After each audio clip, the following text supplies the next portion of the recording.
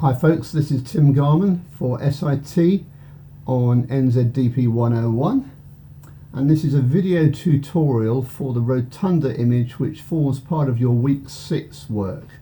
So the first thing I'm going to do in Photoshop is go to the File menu and open as a smart object.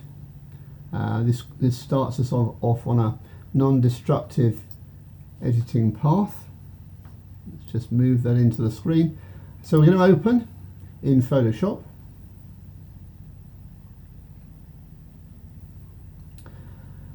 Because this is a JPEG, it's opened in Photoshop. So I'm going to just go up to the filter menu and skip to the camera raw filter, because there may be some editing that you want to do to begin with. And as you can see, I've already got this histogram with the highlight clipping indicator showing where the white highlights are burning out. So we can straight away have a look at that. Let's just close down a few things and open up the basic tab, and let's reduce the highlights down, take it in the right direction. So to the left, we'll reduce it down. In fact, it seems like that's all it needs, just to take out those areas that are burning out.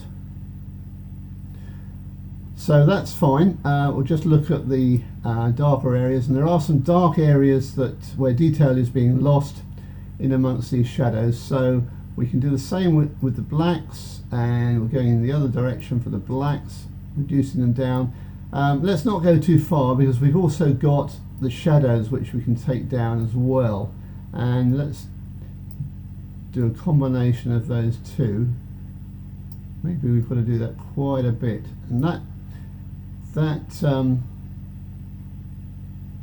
it may be that in that area there's not really any detail that we can find, but in doing that, you see we've got some highlights that are burning out again. So let's just take those back down. So while we're in camera raw, let's just deal with this spot on the underside of the roof, and we're going to go to the spot removal tool, and that gives us some options for either heal or clone. I'm going to choose the clone option, and the first thing I want to do is work a bit larger, just to be able to see what I'm doing. So I'm using Command plus on a Mac, it'll be Control plus on a PC, and then I'm just going to think about the size of my brush. Now I've got a wheel on my mouse, and that's increasing or reducing the size, and I can also adjust the size of the feather, which is the outside dotted line into the dark circle, and I can do that by holding down the Shift and make sure I get this right, Shift and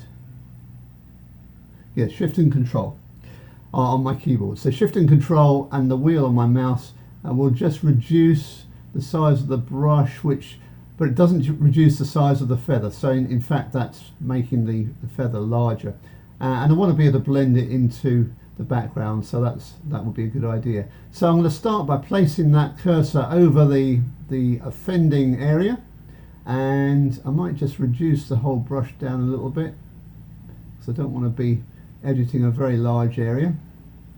That's going to be about right. So click once, and you see that you get these two dotted circles. Now the green one, if I click and drag that to the area I want to use,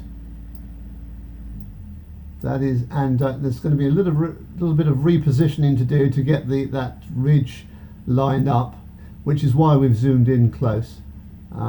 And we also want to be fairly close to the area that we're retouching. The reason being, we want to make sure that we're using the right kind of tones and shades of colour. So I'm thinking that's going to be about right. So I'm going to Control click the green circle, and that looks fine. If I go back to my basic controls, that will apply the edit, and we can see that looks pretty good.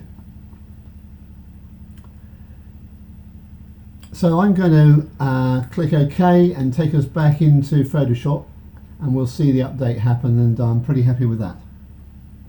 One useful benefit of doing some editing in Adobe Camera Raw is that when we go back into Photoshop and we start to adjust perhaps the exposure, it's not going to show up. Whereas if we've done it in Photoshop on a different layer and we change the exposure on the layer below,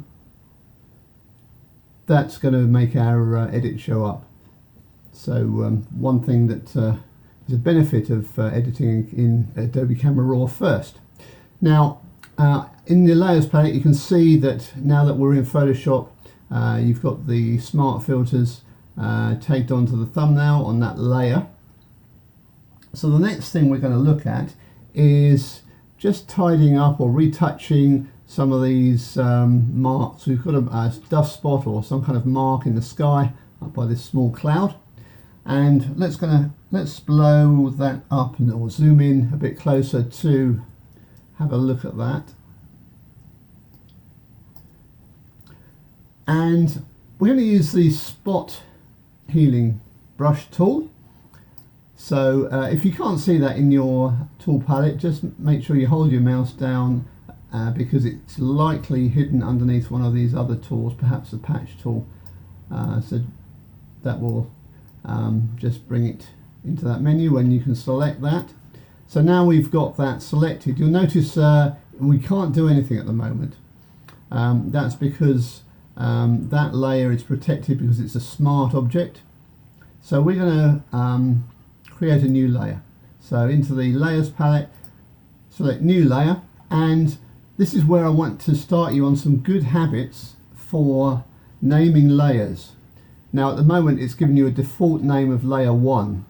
Well, if you've got a complex image with lots of layers and you've got layer 1, layer 2, layer 3, you're going to start to forget what those layers represent. So give it a name that makes sense to you. I'm going to call it cloud. And so we've got a new layer at the top of our layers. Now just one comment on the layers palette, that you can change the order of layers, and that can be useful. So just click and drag. I'm going to put it back to the top, which is where I want it. Notice that that layer is highlighted now, so it's the layer that is selected. We've got the spot healing tool, the spot healing brush tool. Let's give it its full name. We've got it selected, so, and we're on that layer. Also up in the options strip we've got sample all layers checked. So that means that I'm going to be able to sample the layer below and paint on the new layer. So all I'm going to do is just paint over that blob, and it gives me a big black mark, but when that disappears so does the dust spot underneath. So that's the spot healing brush tool. It's not always the best tool to use, but it certainly is in some instances. As I'm looking at this closely, I can see that in the pale blue of the sky there's a bit of a mark there. I'm not entirely happy with that, so I'm going to undo what I've just done, and I'm going to demonstrate the same thing using the clone stamp tool, which works a little bit differently. So again I'm going to just zoom in, spacebar if you want to navigate around, spacebar and click and drag. And the clone stamp tool basically samples from one area and paints in another. So I've got to decide what kind of colour is best going to suit painting over that cloud or that dust spot. And in fact, what kind of area, which area is going to be the best place to sample from. And one thing to be aware of is that this sky has got a very faint or subtle fade down through the blue. So you want to be sampling from a similar horizontal area.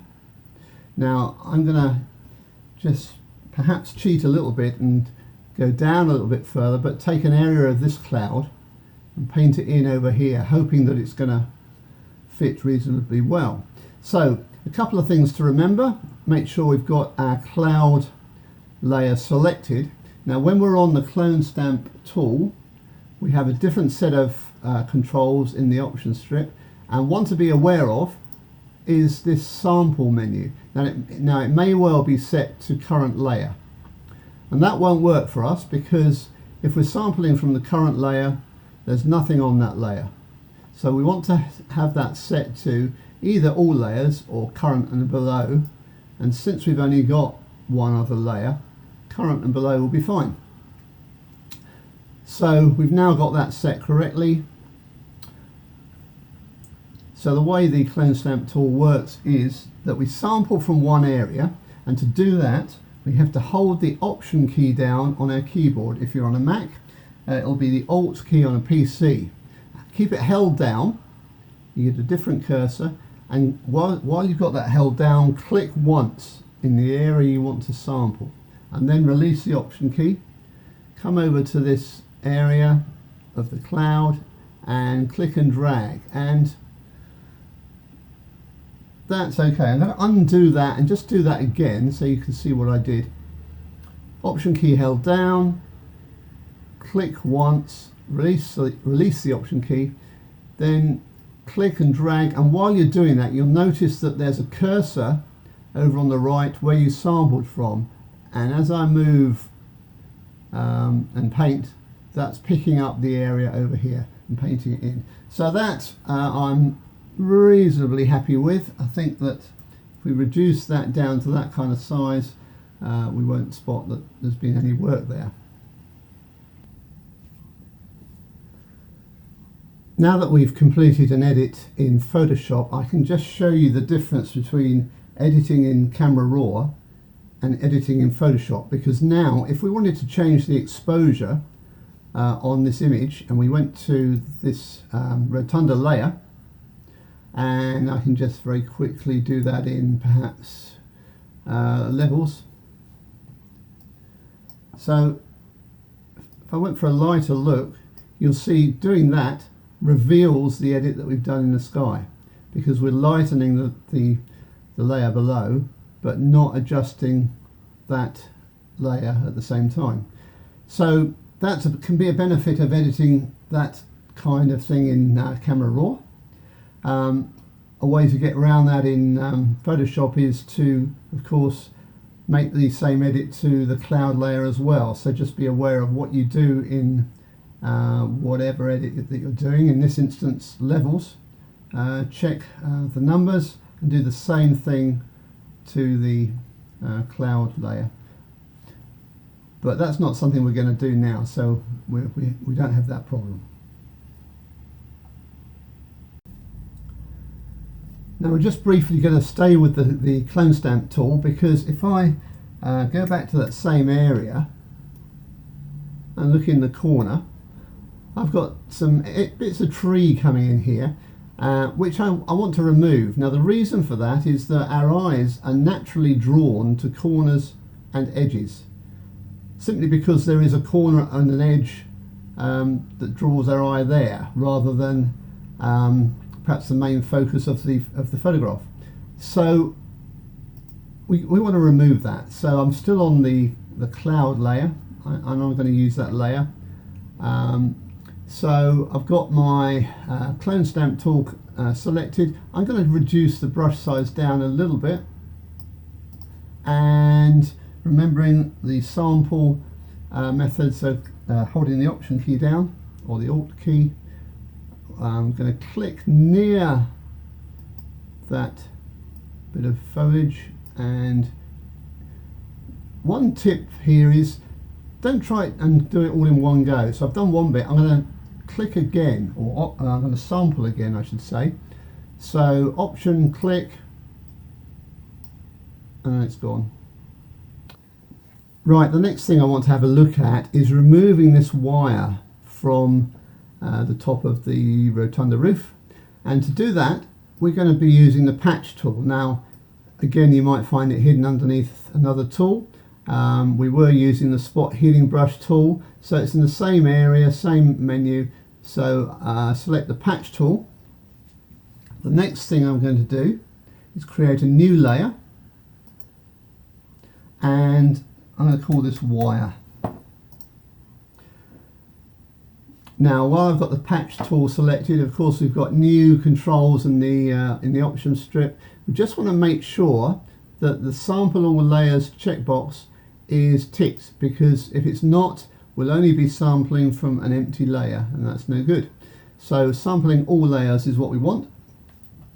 So then with the patch tool, we're going to just draw a shape around it. Right down to where it starts. So it's a long thin shape. You can go off the edge of the frame of the image and it'll actually just go to the edge, and when we release that we get a selection around that area, and just hovering over that selection you see we get an arrow pointing to the right. I would actually rather move it to the left. When I do that, I just want to make sure, if we see the edge of the rotunda roof, we want to make sure that that lines up. Okay, so it's just a bit of adjustment so it's just about there. Now, when that happens, this bit is obviously okay. It's done a good job there, but it's left a bit of wire at the top and also at the bottom as well, or where it starts. So we're going to deselect that selection. So that's on the keyboard, Command D on a Mac, or Control D I think it is on a PC. We'll deselect. And we're going to do that same process again up here. And we can try which way works best. Maybe that way is better.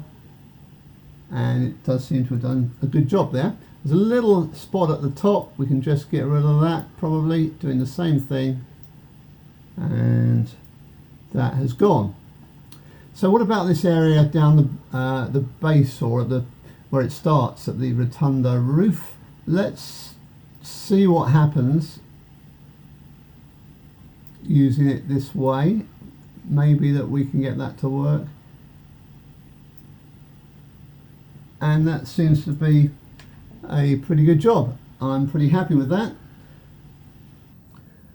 As you work on these edits, you will find that if we go to the layers palette, that just switching layers on and off might just help you to check to see how that edit is working. So you can do that by just clicking the eye icon next to its layer. One other thing that might be helpful as well is checking the history palette.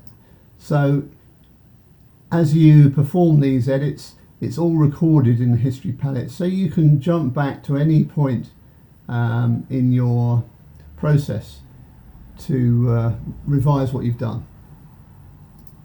Now I'm just going to zoom out, Command or Control minus, because the next thing we want to do is work in this corner, this left corner, and remove this tree. So we're going to be working in this sky area. So the first thing to do will be to create a new layer, and we'll call it sky. So we've got that sky layer selected. So looking at this area, all this tree and cloud can come out, but I've then got to decide where I stop. And I'm going to leave this tree that's closer in, so I want to cut round that edge of that tree. Now I could do that and zoom in close and use a small brush with my clone stamp tool, and we will be doing this all with the clone stamp tool, but what I think I might do is just try a selection around that edge so that I just have to paint up to the edge. So let's zoom in other way, and I'm going to go to the quick selection tool, and for this I do need to select the rotunda layer, because that's the layer that's got that tree on it. So I'm just going to run down that edge of that tree and just see what I get. So this is probably okay. There's a bit of the background tree there which I want to remove, so if I hold the Option key or the Alt key down, I can just edit that part of the selection and just and then release the Option key and perhaps just go back over that, and Photoshop begins to understand what area I'm trying to select. Okay, so that's fine. The next thing I'm going to do, because I don't want a hard edge around this tree, I'm going to go to the Select menu and select Modify and Feather. And I've already put 3 pixels in, so that will do. So that's given it, this edge, a very slight soft edge. And one other thing I want to do, because I've got the tree selected, when you have something selected you can only work inside it. Well, I don't want to work on the tree, I want to work on this area, so I've got to inverse that selection. So up to the Select menu and select Inverse. And now I've selected everything else except the tree. So that's good so far. Let's just zoom out a little bit. Make sure we go back to our sky layer. So always important to make sure you're on the right layer. And choose the clone stamp tool. And we're just going to remind ourselves how this works. So remember that we use this in conjunction with the Option key or the Alt key on a PC. When I hold that down, just be aware that you get that different cursor.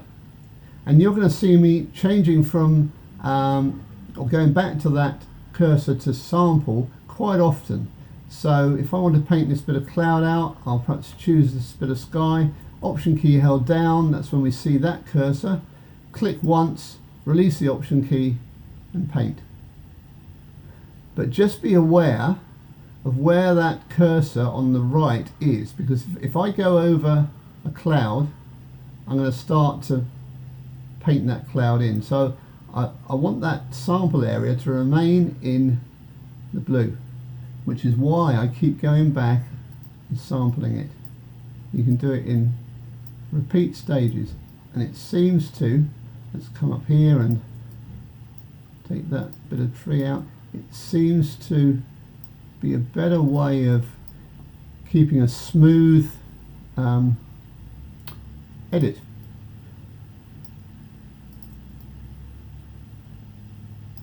So the other thing is just to be aware, as I've said before, that that sky fades gradually, particularly down by the horizon. It's much paler. So best to work in a horizontal area.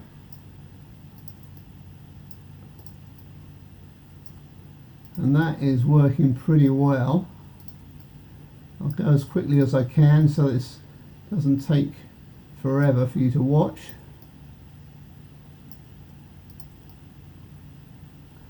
So I can even go, just being aware of that, where that cursor is, I can go backwards and forwards.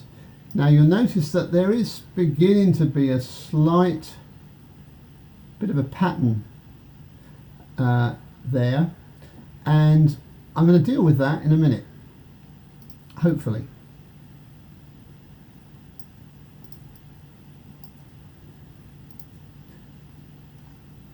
One other thing you can do, when you have got a big area or a big area to sample from, we can then increase our brush size a bit. And the bigger the brush size, the less blobs it makes, and it tends to be a smoother result.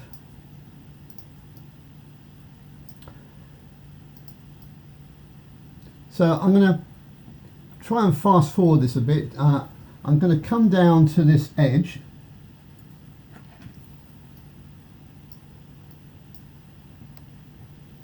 go for a smaller brush,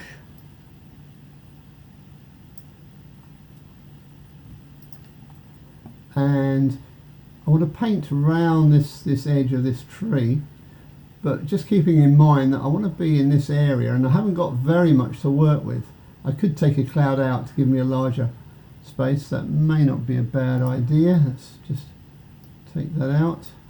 So that gives me that area to sample in. So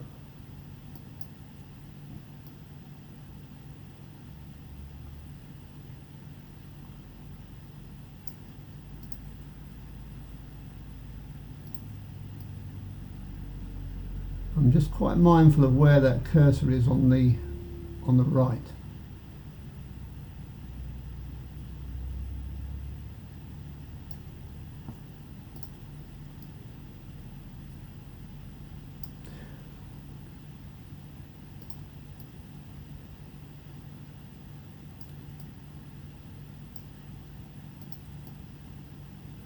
Take this cloud out. I can perhaps increase my brush size a bit now. Got a bigger area to sample from.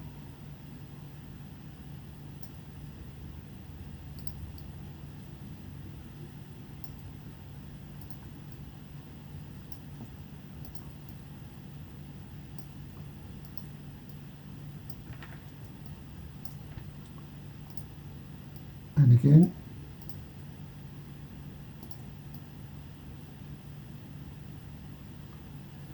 Okay, that's looking pretty good. So I'll just go down to a smaller brush and just figure out what I'm going to do here.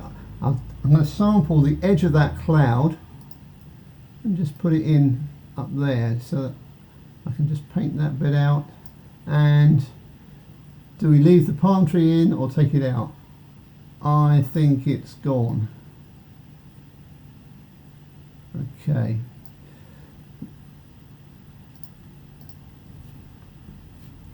And how's that looking? Okay, I'm pretty happy with that. One thing I will say, let's just deselect my selection. If there is a little bit of mottled kind of blobby sort of effect that you've got on your sky, and I can see a little bit of line there which I'd rather not have, let's look at what we can do to fix that. So I'm going to choose the polygonal lasso tool. It might be underneath your lasso tool. Have a look there. That's the one I want. And what we do with this is we click and then we click again. I just want to go around the area that I think is perhaps not as smooth as it could be. There's perhaps a bit of tree up here that might reappear, but we can deal with that. So that's the area I want to just smooth or smoothen out. So let's go up to the filter menu and we've got some blur options. I'm going to select Gaussian blur. And actually the setting that I already had it on is probably about what you want, so around about 20. You'll probably find the default is down the left side. As you move it up, it blurs more. So if we go too far, we start to see what we've retouched. So round about, perhaps that's better, about 19. We can switch this on and off on the preview button. It's subtle, but it is helping a little bit.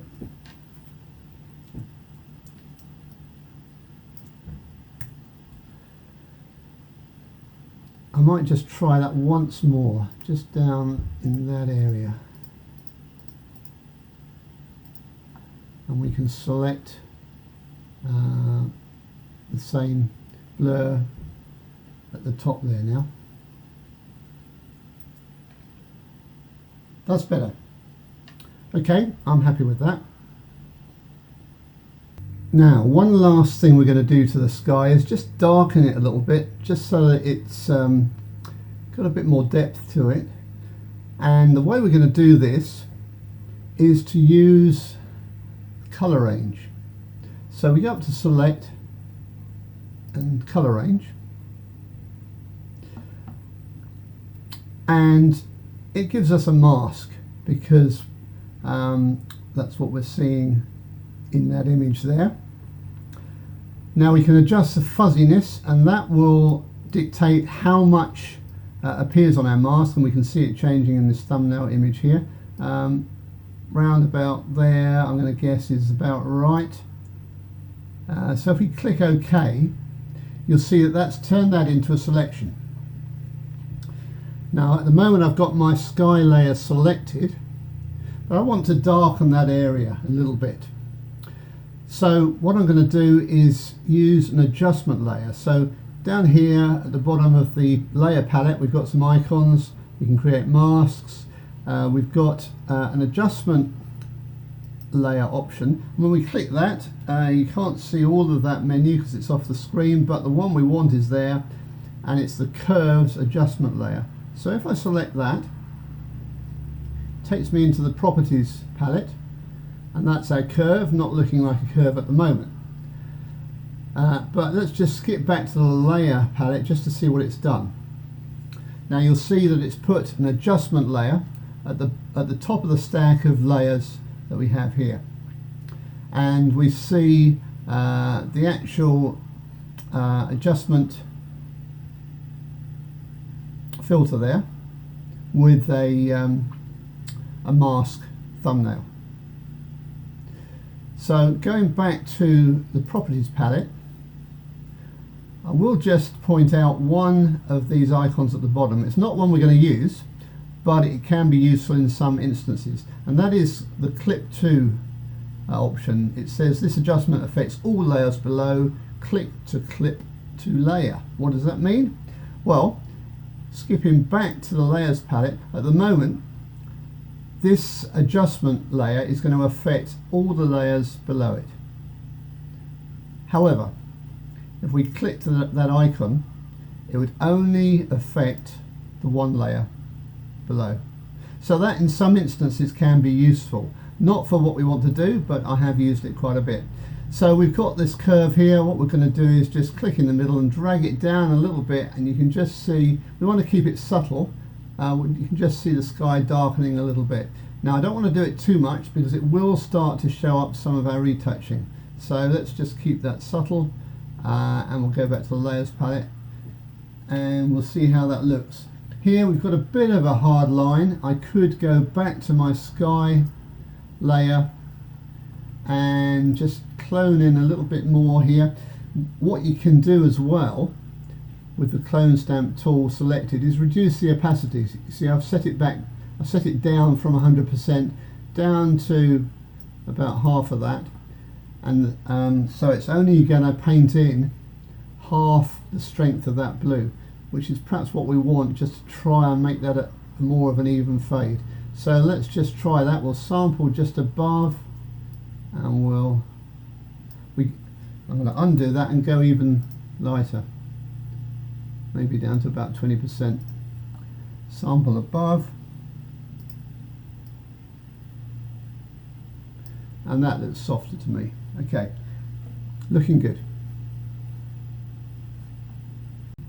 Now one other thing I'd like to show you with this adjustment layer is that when we go to the properties panel or palette, and we've got the mask, or sorry, the curves selected. If we switch over to the mask, we can see the thumbnail mask there. If I option click or alt click that mask, we see that it is applied to the actual image. That might help you to see what still needs to be worked on or what you're going to be selecting. If we option click again, sorry, option click the thumbnail, I should say, we go back to the original image. So if you're reading through the study guide as well, you'll know that there's quite a few edits that we need to do to this image still. And the next thing to do is to chop this tree out, flip it over and move it to the left. Then, because we've left a hole, we're going to need to copy the right hand side of the clubhouse, flip it over and join it on so that it looks like it hasn't been edited. And a point to make here is that that seems like an awful lot of edits to do to one image, and you'd be right. I guess you probably wouldn't want to do that many edits to one single image, unless maybe that's the way you like to work. What we're trying to do here is show you a number of different processes in the one image, and it may be that you only need one of those processes to use on one of your own images that you're editing. So let's have a look how we're going to tackle this though. So the first thing we need to be aware of is what layer we're going to work on. We want to select this area of the image, so we want to be on the layer that is on, and it's on the original layer. Be careful you don't double click that layer twice, it will take you out of the image. You can always just Command Z or Control Z, which is undo. So just click once on that image, and we're then going to use the magnetic lasso tool. No, we're not. We're going to use the polygonal lasso tool, apologies, and let's zoom in a bit closer just so we can see what we're doing. And we're going to draw roughly around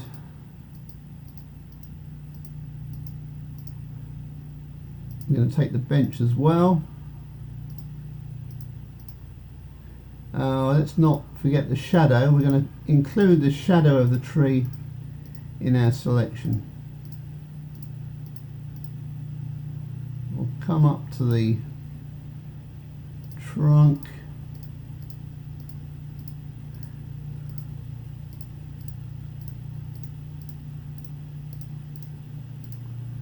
It's a lot of clicks to create that selection, which is done.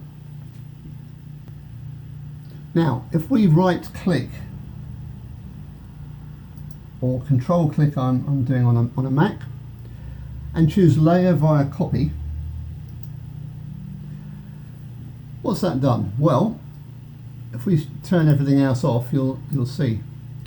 So that's created a copy of what we've just selected on its own layer.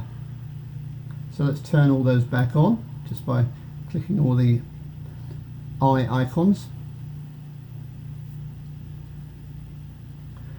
So now we need to flip it and move it. Now you notice we've got that layer selected, and we could let's follow our good practice of renaming this layer. So I'm going to double click on the text and let's call that tree.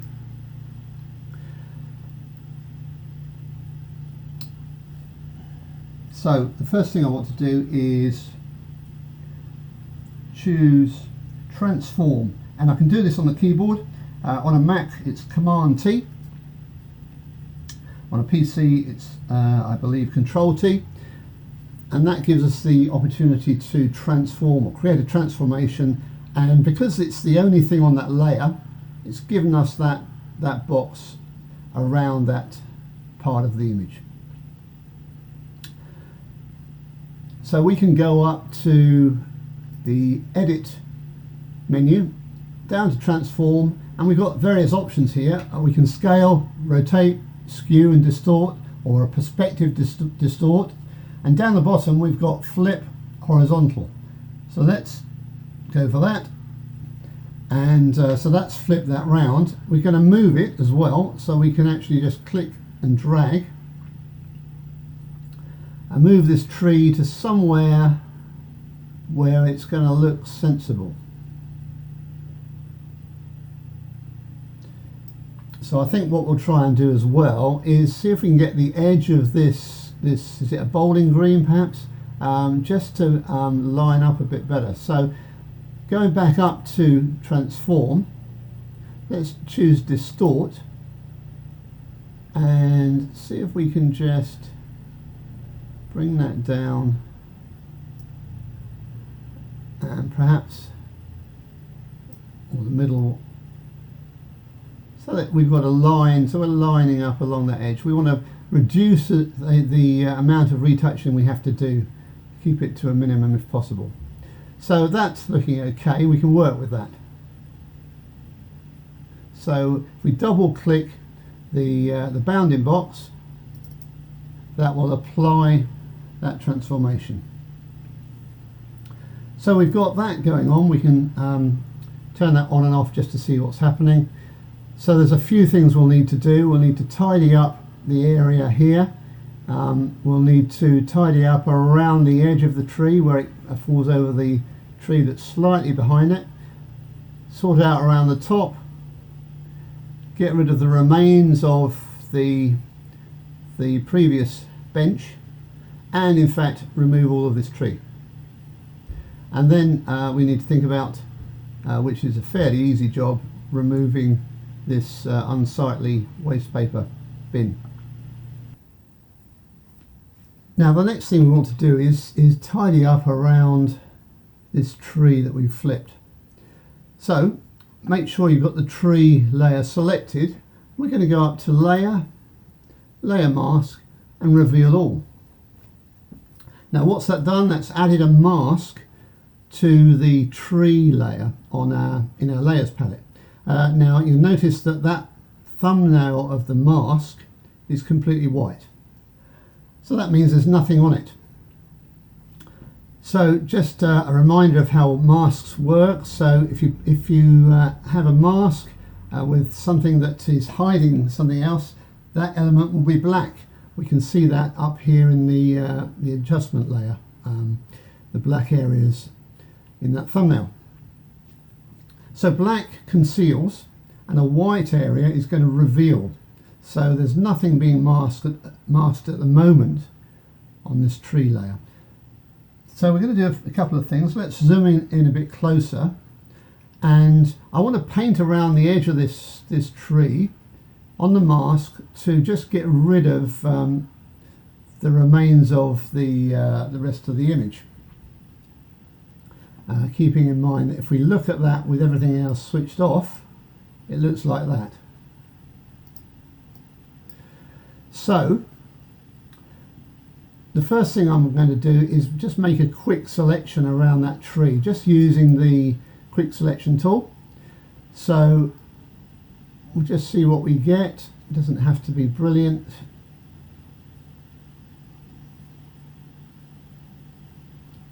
And we can refine it a little bit. We'll come down the trunk, and that's what we get. So let's refine it a bit. Let's hold the shift key down and add that. There's a couple of leaves in there, and that one. And then we want to remove some bits. So if I hold down the Option key, I can just trim the mask back. So it's Option on a Mac, Alt on a PC. And we might just look at some holes between the leaves, just to add a bit more realism.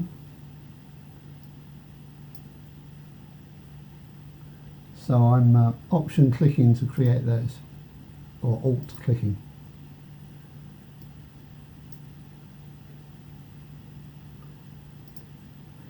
Okay.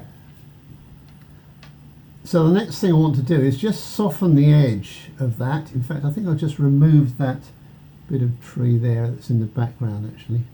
There we go. And I think that is part of the tree that we want. Okay. Let's soften this edge a bit by going up to Select, down to Modify and Feather. And we've got 2 in the feather radius. I think that's probably about okay. So we'll click OK. So that's just going to soften that edge a little bit. The next thing I want to do, I've got the tree selected, but I actually want to paint outside the tree. So keep in mind, when you have something selected, you can only work inside that selection, which means we're going to have to inverse our selection. So select and inverse, or we can use the keyboard shortcut of Shift Command I, or on a PC I would say that's Shift Control I. So let's just do that on the keyboard. So that's now I can see that has selected the background, or everything else other than the tree. So just making sure we're on the right layer. Now we want to add something to the mask. So keep in mind that we want to paint in black on a mask to hide things. So that means we need to make sure what colours we have in our tool panel at the bottom. So here we've got the foreground and background colours. Now this is correct for me at the moment, but it may not be for you if you're going through this. So if you haven't got black and white in those two swatches there, if you hit D on the keyboard, that's D for deselect, but in this case just the D, you'll find that that puts black and white in those two boxes. Now if you've got them in the wrong order, X on the keyboard will toggle between them. So we want black on the foreground colour, which we now have. So we're going to go to the paintbrush tool. So we're going to be painting black. Now just to keep in mind, in the options strip at the top, you want to make sure your opacity is at 100%. Otherwise you're not going to be painting things out fully. So we can paint around this tree, just getting rid of the bits of background we don't want. And if you look very carefully on the mask, you can just about see bits of black beginning to appear. It's very small, so might be tricky. So we'll go around the full edge of the tree, just being a bit careful because we don't want to paint out this bench.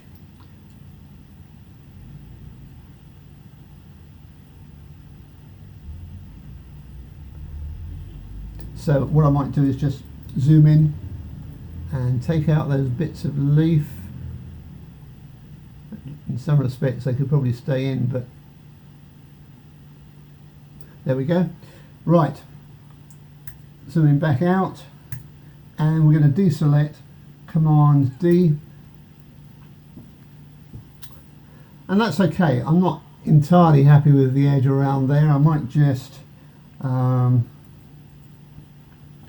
have a look at that and just paint a little bit of black with perhaps a smaller brush, just to take out that edge. Okay, that's working for me now.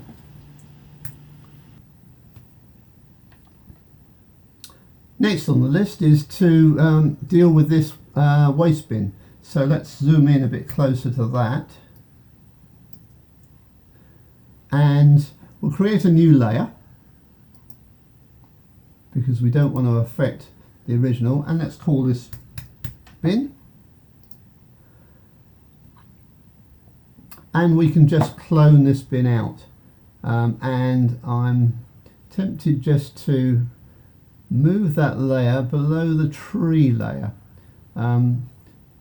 The reason being that the top of it is pretty close to the shadow. It might just help for it to be underneath that. So I've got the bin layer selected. I'm going to clone this out. I might just kind of zoom in a bit further. Choose the clone tool. Make sure it's on 100%. And also make sure that we have current and below selected, or all layers would no, all layers wouldn't really work, I don't think. I think current and below is the one to go for. So I've got a very large brush here. Let's get this down a bit. Okay, so as before, we're going to be selecting some grass and cloning it over the top of the bin. So as far as I can tell, that grass is all reasonably the same sort of tone of green. It's got some patches of browns in there, but that's all okay. It's also got some daisies and some fallen leaves. I might come to those in a little while, but let's just see how we go taking this out. So just go back to the sample area.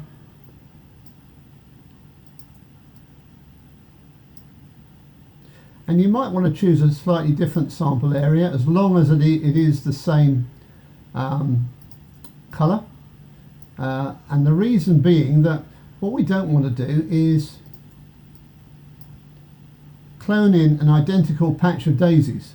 Now, that we may get away with that once, and we can perhaps take one daisy out, but when we start to see repeated images in a photograph, that doesn't happen in nature.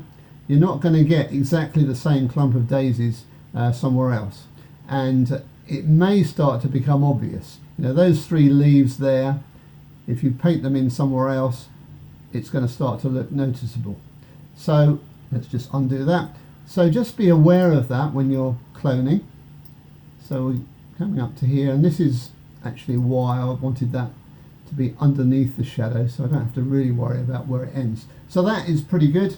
I could get away with putting one leaf in there, just to, and maybe it's a bit too green. Maybe it needs a bit of brown area. That looks pretty okay to me. Happy with that.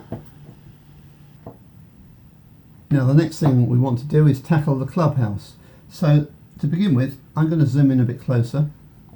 I'm going to use my polygonal lasso tool, and I need to be aware of two things before I do anything. One is what layer I'm on. Well, I'm still on the bin layer at the moment, so of course the only thing that's on the bin layer is the bin.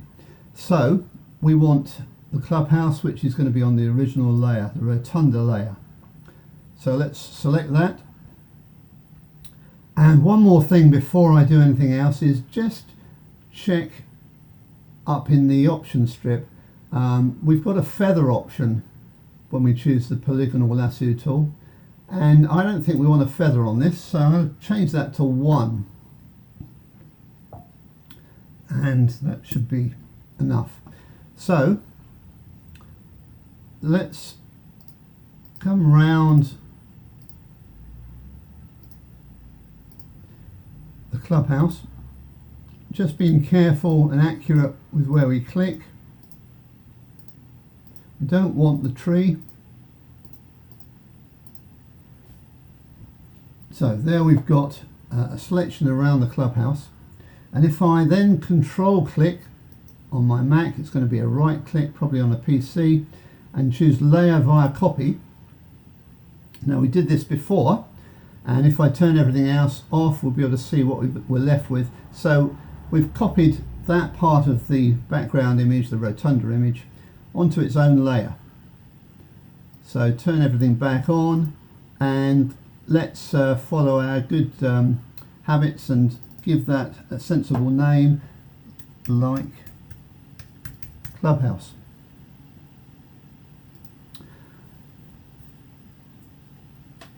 So the next thing we're going to do is we're going to flip it. So Command T on a Mac, Control T on a PC will take us into the transform option, and because it's the only thing on that layer, it's just selected that. We can go up to Edit, down to Transform, and let's flip horizontally. Okay, and then we're going to move it, and then we're going to do what we can to line this up. So going back to the transform tool, the one I like to use is the distort option, because it enables me to just do a little bit of work, and perhaps we go in it a bit closer as well and see what we can do to line everything up.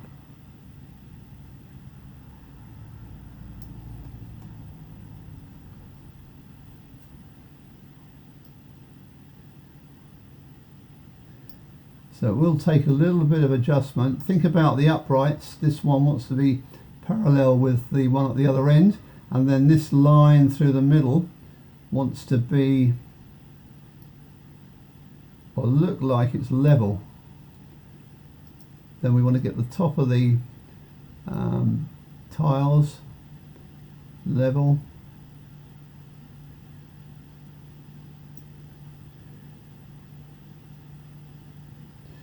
That, I think I can work with that. There's a little bit of retouching to do. There's a bit of tree in here that we need to take out. We might just look at working on the windows a bit. Let's just have a look at, okay, that's better. All right, I think I can live with that.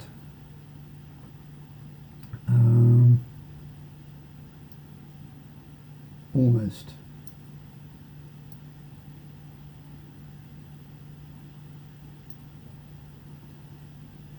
Okay, let's see how we go. So double click that to apply. Not entirely happy with that line, but let's see what happens when we start to retouch it a bit further.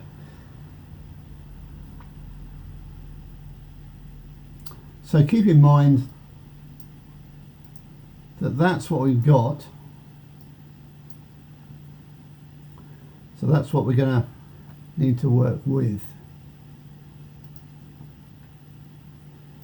So I can, let's use the eraser tool just to, and with a bit of, the eraser tool with a bit of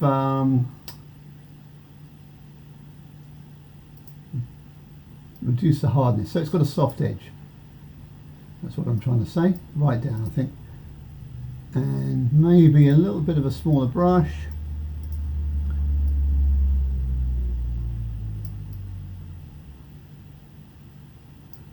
That's a bit too much. Some of that was working okay.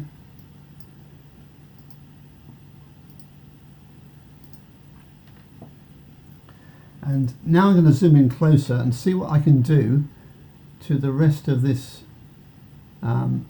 clubhouse just to improve the edge. I'm not overly keen on the bit at the top.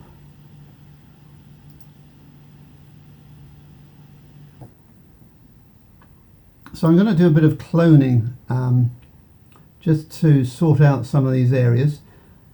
And so I've selected the clone stamp tool. Just want to make sure, because I only want to clone from this layer at the moment.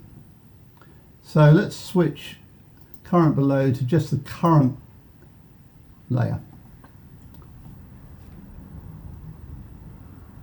And see what we can do. Let's take a bit of this and paint it in just there.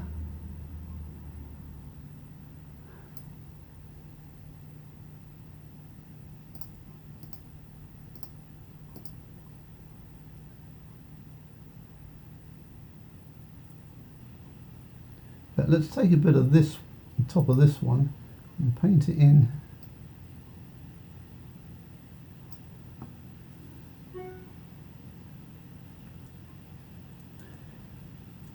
not overly impressed with that. Let's try again.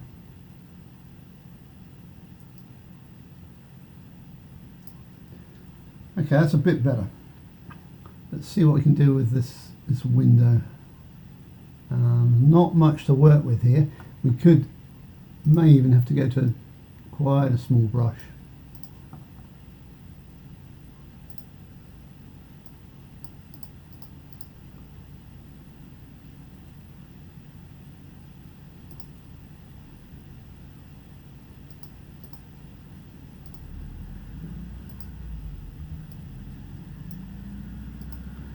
Okay, I'm happy with how that's looking at the bottom. Not overly keen on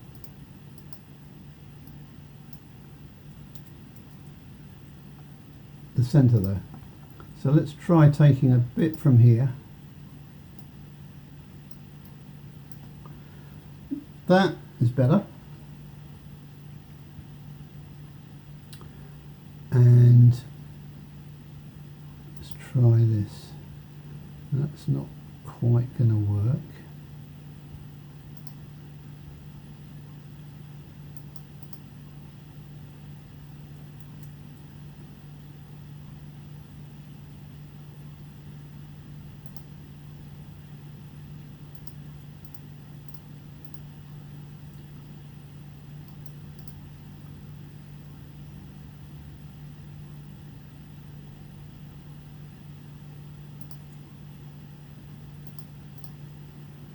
Okay, slightly better. And at that size, I think that's acceptable. One other little trick I'll just show you as well is, as you're working on this, it may help you, as we've got this clubhouse layer selected, you can drop the opacity of that layer, and it may just help you to do that, to see where you are and what you need to do. The next thing to do is to start to restore some of this background and cover or remove the existing tree, or the original tree I should say. So what we'll do first of all is create a new layer, and let's call this gardens, because we're going to be creating some of the gardens around the clubhouse. So we've got that new layer. I'm going to drag it below the clubhouse layer, and then let's go in a bit closer and see what we can do here. So this will be quite a lot of cloning work, so we'll work with the clone stamp tool,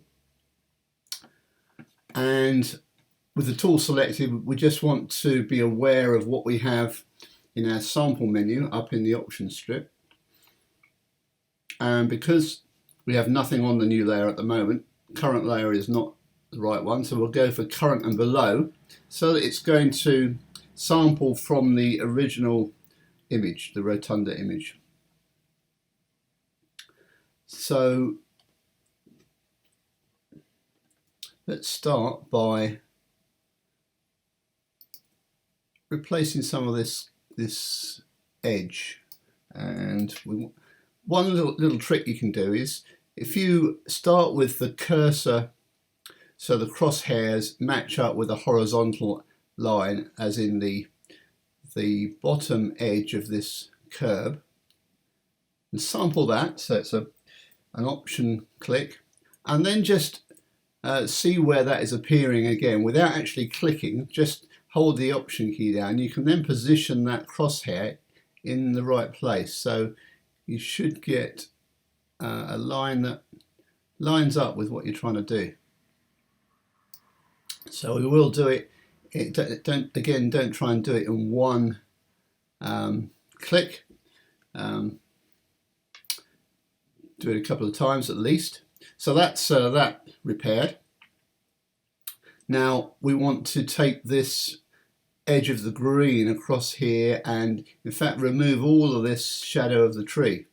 So let's do that same thing where we click there and just line the crosshairs up with perhaps the top edge of that curve, and then just press the option key to position the cursor in the right place, and then we're ready to go. We're going up onto the bowling green for the moment. We'll just stop there for the moment, I think, and then let's think about this shadow. So we want some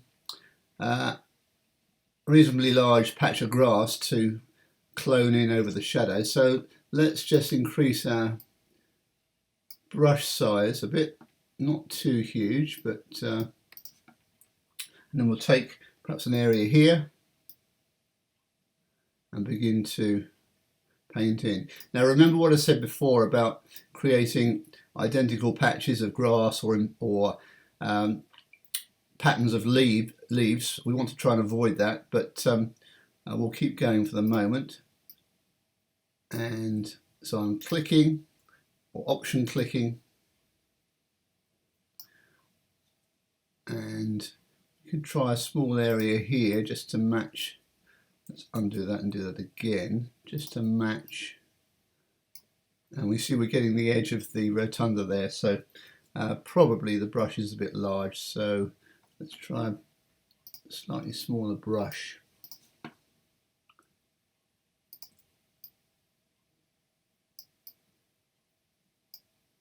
And I'm picking up things that I don't want.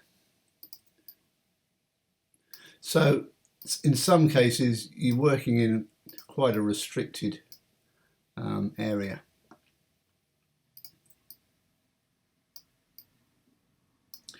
Now you see we've got a bit of a pattern occurring there with the whatever that is. We can take some of them out just to make it clearly not a repeated image. And those leaves look a bit identical too. So let's go back to a larger brush, and this is not a quick job. You should be aware as you're working in Photoshop that whilst some things are quick, that's not the case for everything, and this kind of editing can be a slow process. Just as with any kind of painting or piece of art that you're creating, that's really what this is. And it's taking photography, I guess, to a different kind of level, or a different direction, perhaps is a better way of describing that. So what I'm going to do, I think, is just try and get rid of everything and then take stock and see what needs to be tweaked a bit.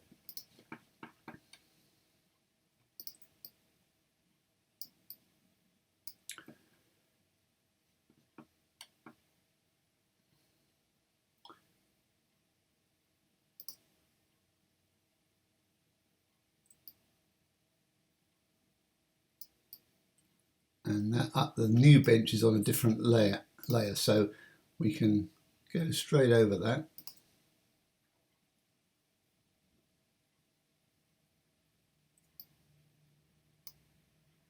It's not quite doing what I want it to do.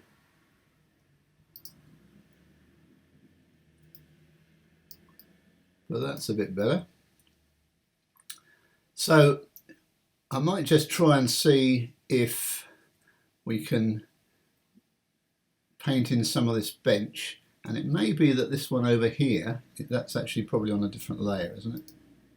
Yeah. Well, we can certainly take that part of it.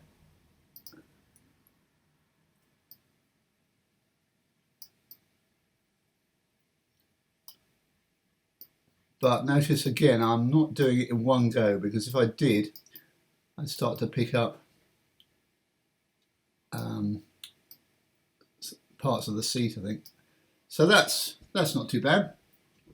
Now let's see, what have we got here? Have we created any patterns or things that we want to avoid? It looks like there's quite a lot of little dark marks that look rather similar. So we may just want to spot those out, or some of them out.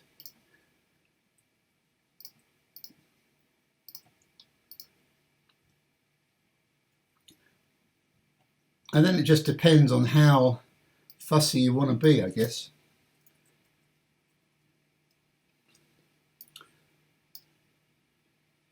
I'm not entirely convinced by this brown grass area, so I may just see if I can extend that a bit so it doesn't look as if it ends quite so abruptly.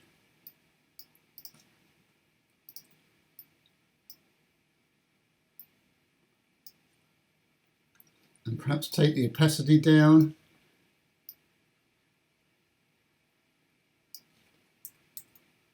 I need to replace some of this green area here, and if we just open up the layers palette and turn the layer off that's got the tree that we've moved, we can see that there's some garden here that would be quite useful to be able to extend out across and cover this tree. Now, one point to make on this tree is that if you're thinking that you might be able to use some of these leaves as part of the background garden, think again, because this tree is very much closer to us than the trees in the background, and the leaves would just be huge if they were that size way back there. So we've got to get rid of all of this. So I'm going to leave this tree switched off for the moment, because that would just help me to be able to see what I need to use. So I'm still on the gardens layer, still with the clone stamp tool selected, and so let's see what we can do here just to take this curb not quite level. not quite joining up, I should say. It's a little bit better.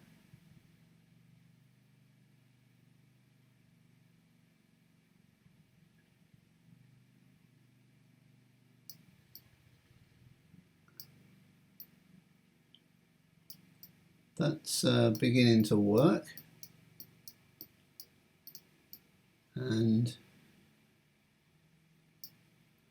might just need to sort out that bit at the bottom of the clubhouse, but that's certainly hiding a whole area that I want to cover. I think I can probably take some of this garden and maybe continue the line of that tree down, and this one as well.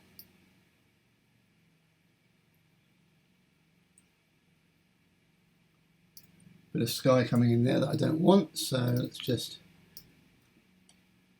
clone that out.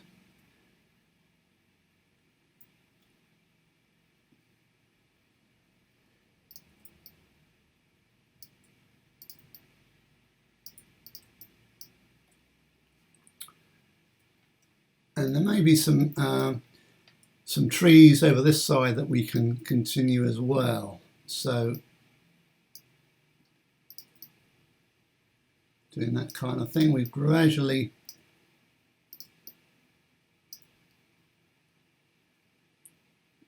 building up that background. And remember, we've zoomed in quite a lot here, so hopefully when we zoom out, if it looks a bit fake at this size, it won't when we're further away.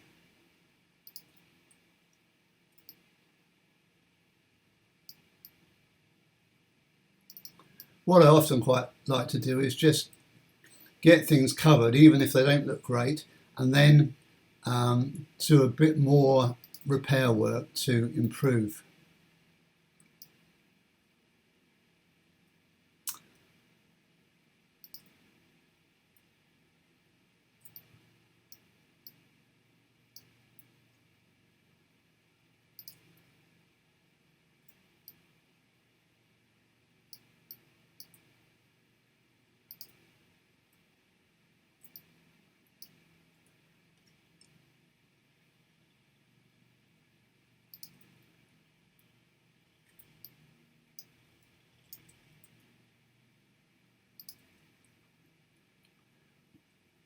To avoid making this video very long, I'm going to spend a bit of time working on this and just seeing what kind of result I can get, and then I'll switch the video back on and take it from there.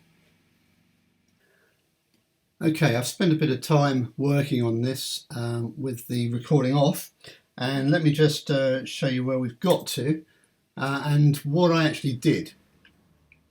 So I've just worked on the grass a little bit more just to make that look a bit more believable.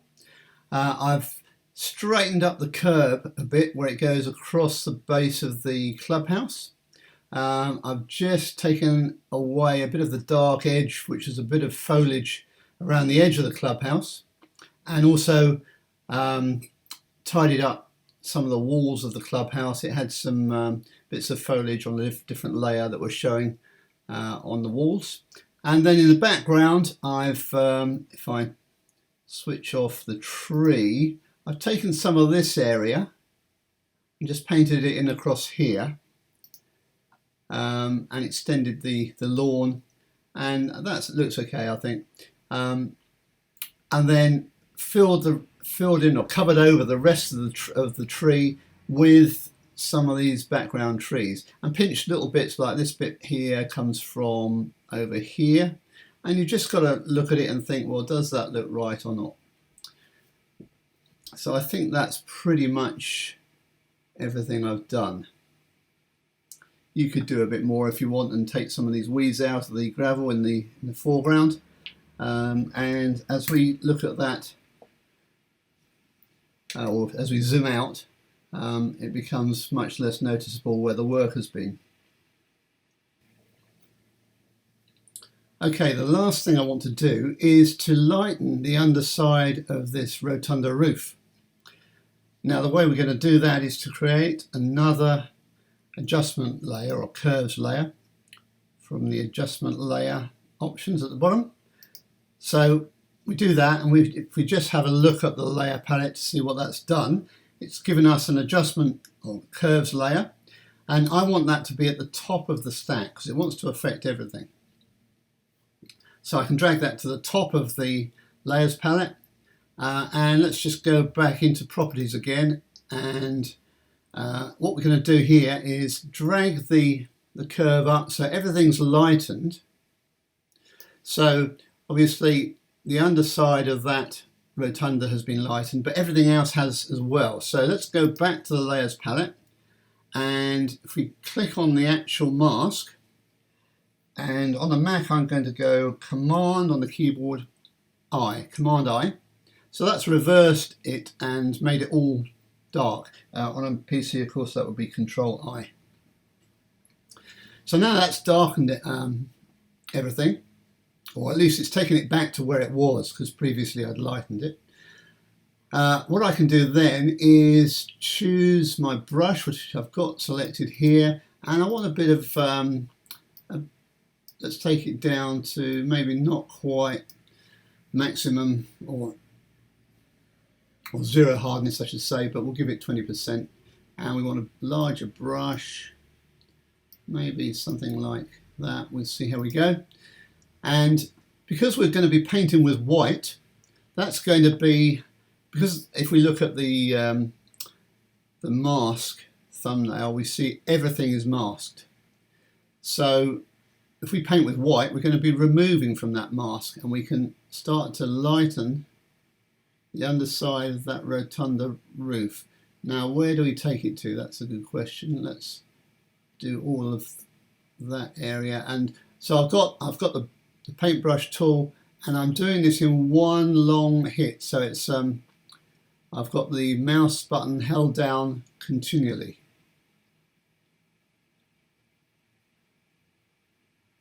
And we don't want it to be streaky, so we'll just be careful that we don't miss any bits.